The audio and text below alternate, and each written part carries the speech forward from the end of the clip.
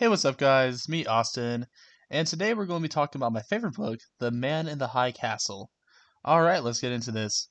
So basically, The Man in the High Castle is a book about, what if the Nazis won World War II? Now, it's pretty interesting because, there's a bunch of different alternate history. Like, for instance, instead of the Americans dropping the nukes on Japan, Japan actually dropped the nukes on us, on Washington, D.C., so that's a bit crazy. But yeah, so basically, Axis win World War II. What the book's really about though is what life is like after World War II. So in the book we have three main characters: Juliana, Frank, and Tagomi. Well, the first of them is Juliana. Basically, Juliana is just kind of like a young woman, and she's wanting to help save this guy called Absenden. Basically, this Absenden guy wrote a book about what would happen if the Allies had won World War II. But because of his book, he's under constant threat by the Nazis. So it's actually pretty interesting. For the next character, Frank, he's basically like a guy who's Jewish, although he's not entirely in danger since he lives in the Japanese section of the United States.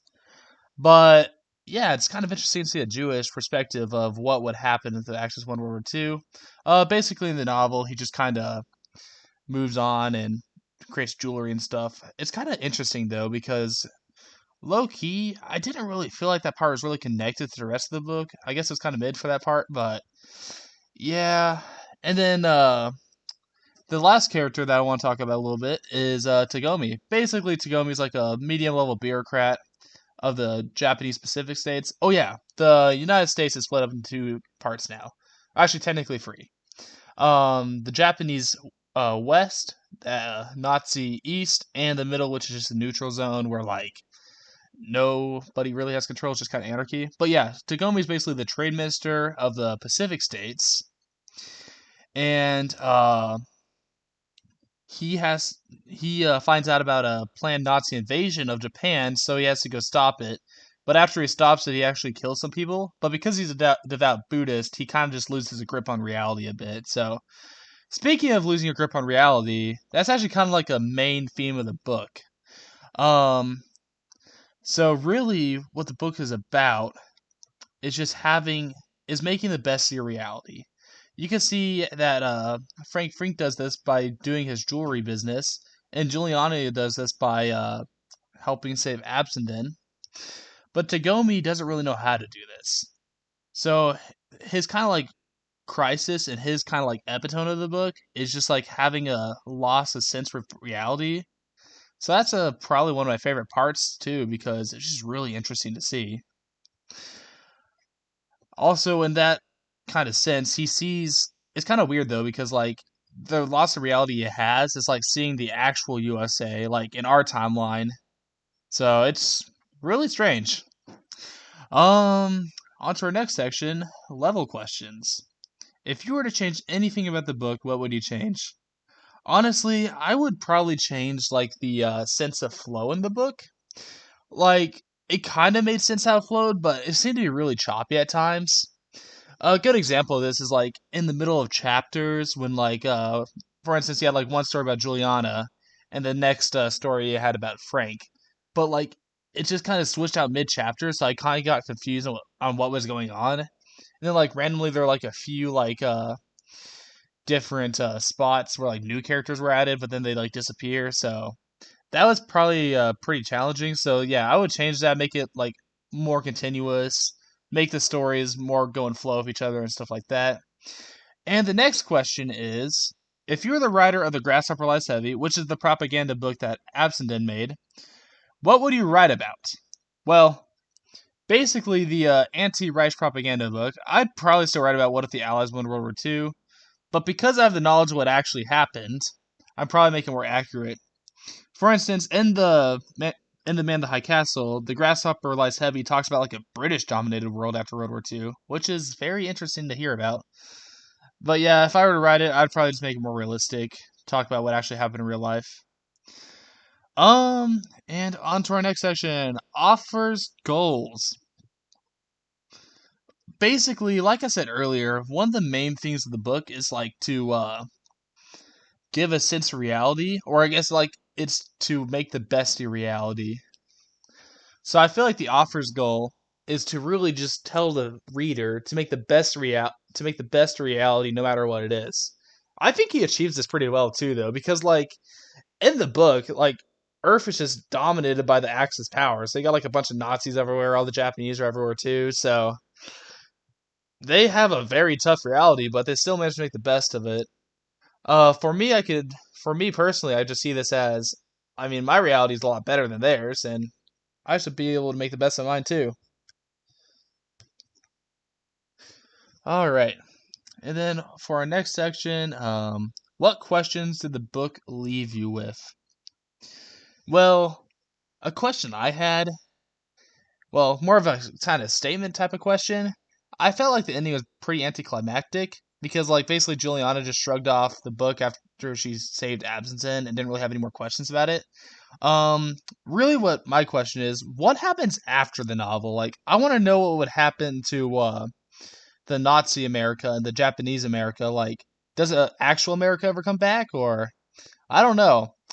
But I would kind of theorize that it would because, like, from what I can tell, it seems like not a lot of people like this Axis America, or I guess Nazi and Japanese America. Um, I mean, really, I think it's at the TV series actually. They have like a form of America come back, but that doesn't happen in the book. Um, all right. And to our next part, we're going to talk about a little bit more about the characters.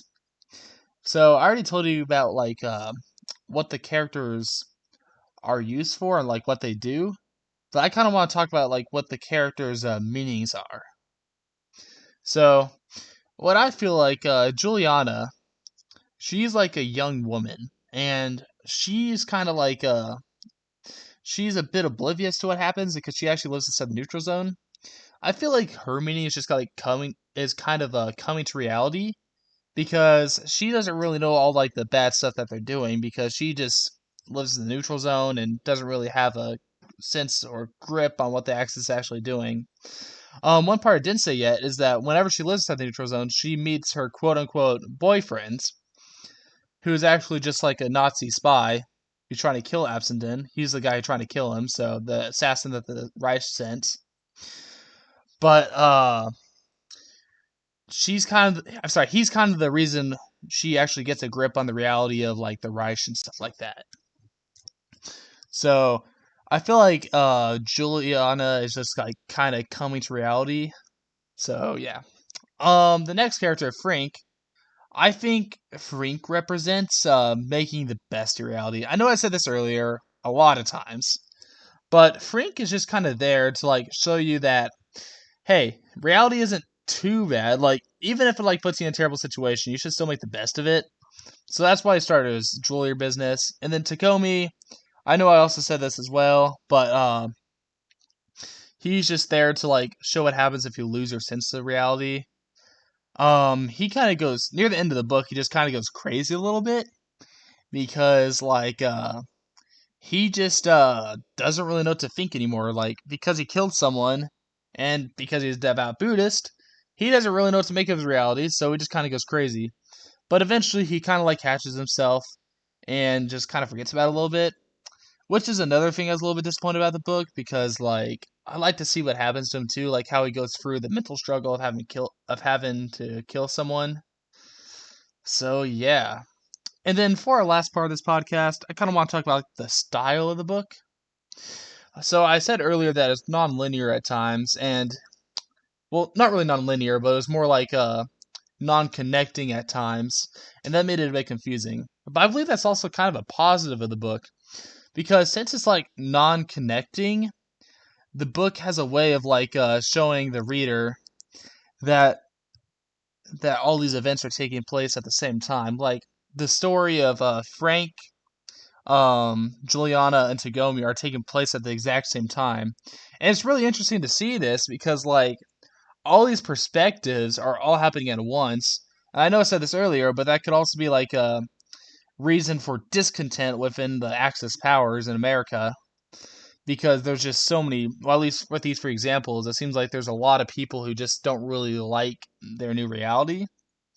So I found that part to be pretty interesting, and I liked how like the narrative style was like that. Well, that should be the end of this podcast, and thank you so much for listening. Austin is out.